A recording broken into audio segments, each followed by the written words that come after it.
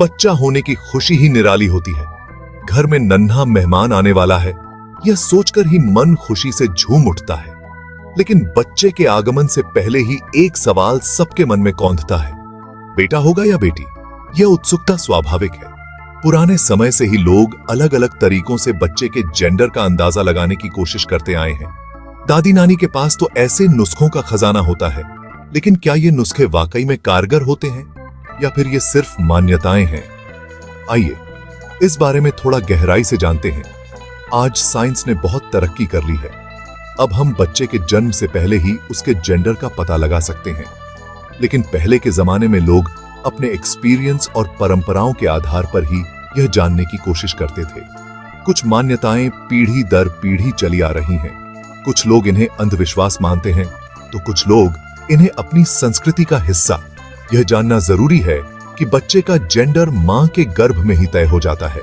यह एक natural process है जिसमें साइंस का खासा योगदान है।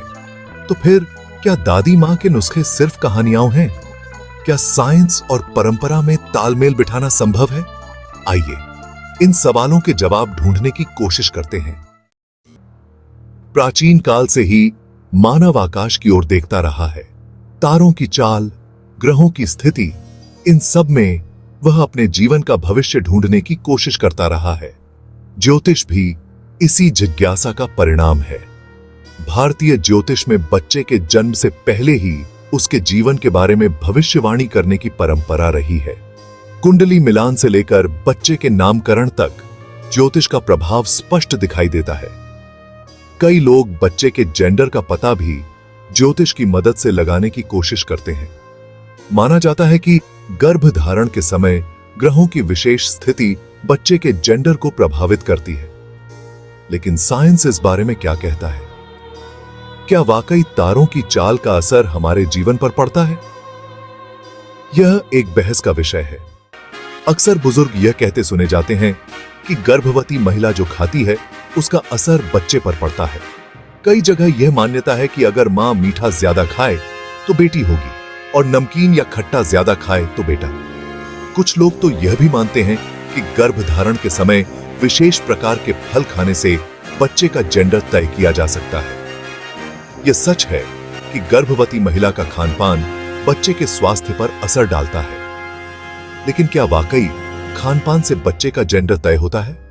साइंस इस बारे में क्या कहता है? क्या यह सिर्फ एक मिथ है या फिर इसमें कोई सच्चाई भी है?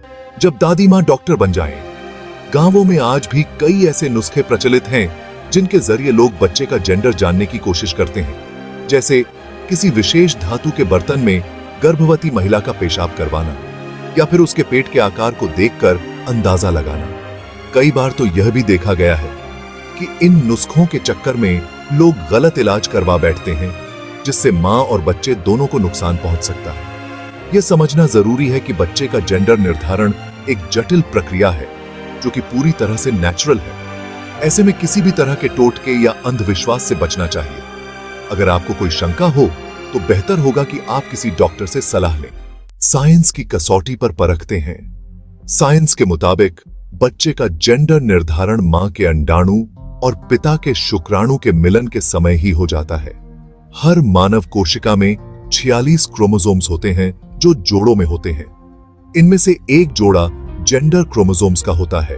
महिलाओं में 2 एक्स क्रोमोसोम्स होते हैं, जबकि पुरुषों में एक एक्स और एक वाई क्रोमोसोम होता है।